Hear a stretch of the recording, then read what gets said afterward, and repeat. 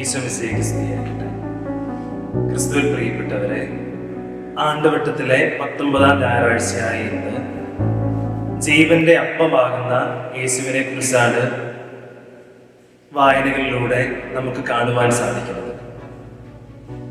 ഇന്നത്തെ ഓരോ വായനയും ദൈവം നമ്മോട് കൂടെ അപ്പമായി ഉണ്ട് എന്നത് വ്യക്തമാക്കുന്നുണ്ട്. ഇന്നത്തെ ഒന്നാം വായനയിൽ ജെസബൽ രാജ്ഞിയുടെ കൽപ്പനയെ പേടിച്ച് ഭയന്നോടുന്ന ഏലിയ പ്രവാചകനെ നാം കണ്ടുമുട്ടുന്നുണ്ട്. അദ്ദേഹം ഒരു ദിവസത്തെ യാത്ര ചെയ്ത് തൻ്റെ ജീവിതം തന്നെ തനിക്കിനി വേണ്ട എന്ന് ദൈവത്തോട് പറഞ്ഞുകൊണ്ട് ഒരു വാടാമുൾച്ചെടിയുടെ ചുവട്ടിലിരുന്ന് വിശ്രമിക്കുന്നുണ്ട്. അങ്ങനെ ഇരിക്കുന്ന അദ്ദേഹത്തിൻ്റെ അടുത്തേക്ക് ഒരു അമ്മയെ പോലെ ദൈവദൂതൻ കടന്നു വരുന്നുണ്ട്. നമ്മുടെയൊക്കെ വീടുകളിൽ അമ്മമാര് നമ്മളെ വിളിച്ചുണർത്തി കാപ്പി കുടിക്ക്, അല്ലെങ്കിൽ ചോറുണ്ട്, ഭക്ഷണം കഴിക്കുക എന്നൊക്കെ പറയുന്നു. അതുപോലെ ദൈവദൂതൻ ഈ പ്രവാചകനെ വിളിച്ചുണർത്തി പറയുന്നത് ഇപ്രകാരമാണ്. രാജാക്കന്മാരുടെ 1-ാം പുസ്തകം 19-ാം അധ്യായം 7-ാം വാക്യം, എഴുന്നേറ്റ് ഭക്ഷിക്കുക, അല്ലെങ്കിൽ ഇനിയുള്ള യാത്ര ദുഷ്കരമായിരിക്കുന്നു. പ്രവാചകൻ എഴുന്നേറ്റ് അപ്പം ഭക്ഷിക്കുകയും വെള്ളം കുടിക്കുകയും പിന്നീട് 40 രാവും 40 ദിവസവും നടന്നുകൊണ്ട് ദൈവത്തിന്റെ മലയായ ഹോറബിൽ എത്തിച്ചേരുകയും ചെയ്യുന്നു. പ്രവാചകൻ ഒറ്റപ്പെട്ടു പോയ അവസരത്തിൽ പ്രവാചകനോട് കൂടെ ദൈവം ഒരു ദൂതനെ പോലെ പ്രത്യക്ഷപ്പെടുകയും അപ്പമായി മാറുകയും ആ അപ്പത്തെ ഉൾക്കൊണ്ട പ്രവാചകന് ദൈവത്തിന്റെ മലയിലേക്ക് എത്തിച്ചേരുവാനും സാധിച്ചു. ഇത് തന്നെയാണ് ഇന്നത്തെ പ്രതിവചന സങ്കീർത്തനത്തിലും നാം വായിക്കുന്നത്. സങ്കീർത്തനം 34 8-ാം വാക്യം, കർത്താവ് എത്ര നല്ലവനെന്ന് രുചിച്ചറിയുന്നു. കർത്താവാകുന്ന അപ്പത്തെ രുചിച്ചറിഞ്ഞുകൊണ്ട് നമ്മുടെ ജീവിതം കർത്താവിനോട് ചേർത്ത് നിർത്തി മുൻപോട്ട് കൊണ്ടുപോകണം എന്നൊരു ആഹ്വാനമാണ് ഇന്നത്തെ സങ്കീർത്തനവും നമുക്ക് മുമ്പിൽ വെച്ച് നീട്ടുന്നത്. ഇന്നത്തെ സുവിശേഷത്തിലേക്ക് കടന്നു വരുമ്പോഴാകട്ടെ, യേശുനാഥൻ താൻ തന്നെയാണ് ജീവന്റെ അപ്പം എന്ന് വ്യക്തമാക്കുന്നത്. യോഹന്നാന്റെ സുവിശേഷം 6-ാം അധ്യായം 48-ാം വാക്യം, ഞാൻ ജീവന്റെ അപ്പമാണ്. അപ്പത്തെക്കുറിച്ച് പറയുമ്പോൾ ഒരു പക്ഷേ യഹൂദർ പഴയ നിയമത്തിലെ മന്നായെക്കുറിച്ച് ഓർത്തേക്കാം എന്നതുകൊണ്ടായിരിക്കാം യേശുനാഥൻ ഇപ്രകാരം പറഞ്ഞു വയ്ക്കുന്നത്. യോഹന്നാൻ 6:49, നിങ്ങളുടെ പിതാക്കന്മാർ മരുഭൂമിയിൽ വെച്ച് മന്ന ഭക്ഷിച്ചു, എങ്കിലും അവർ മരിച്ചു. അതായത് മന്ന ഭക്ഷിച്ചവർ മരിച്ചു, പക്ഷേ താനാകുന്ന അപ്പത്തെ സ്വീകരിക്കുന്നവർ ഒരിക്കലും മരിക്കുകയില്ല, അവർ നിത്യമായി ജീവിക്കും എന്ന സന്ദേശമാണ് യേശുനാഥൻ അവർക്ക് കൊടുക്കുന്നത്.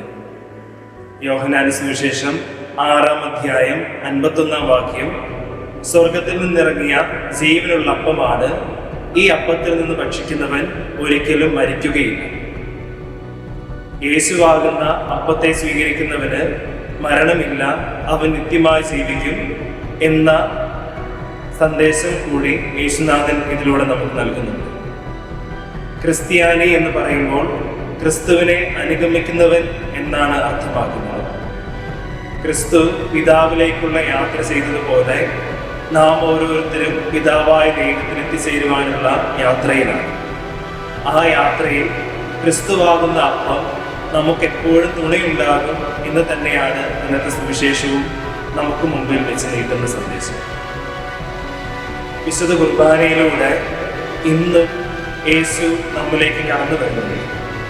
നമ്മോടൊപ്പമായിരിക്കുവാൻ അപ്പമായി തീർന്ന യേശു വിശുദ്ധ കുർബാനയിലൂടെ നമ്മിലേക്ക് കടന്നു വരും.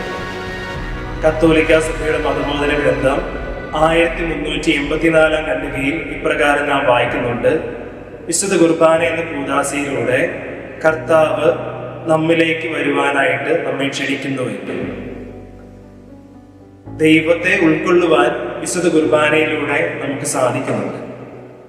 അങ്ങനെ ഉൾക്കൊള്ളുന്നതിലൂടെ നമുക്ക് നിത്യമായ ജീവൻ സ്വന്തമാക്കാൻ സാധിക്കും എന്നുകൂടി ഇത് അർത്ഥമാക്കുന്നുണ്ട്. ഇന്നത്തെ 2-ാം വായനയിൽ പൗലോസ് അപ്പോസ്തലൻ എഫേസോസുകാർക്ക് എഴുതിയ ലേഖനത്തിൽ ഇപ്രകാരം പറഞ്ഞു വെക്കുന്നുണ്ട്.